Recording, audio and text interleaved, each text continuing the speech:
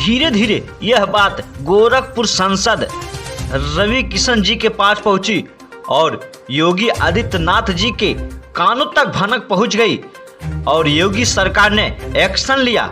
आज आकांक्षा दुबे के 13वीं पर समर सिंह गाजियाबाद से गिरफ्तार कर लिया गया है।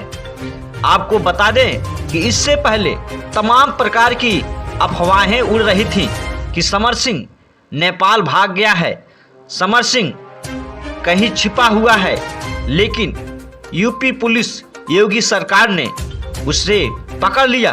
आप देख सकते हैं वीडियो में किस तरह अपना चेहरा छिपाकर समर सिंह निकल रहा है।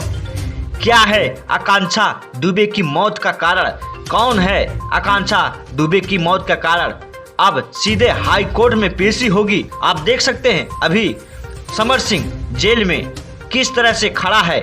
यह पहली तस्वीर सोशल मीडिया पर वायरल हुआ है आकांक्षा के मौत के बाद।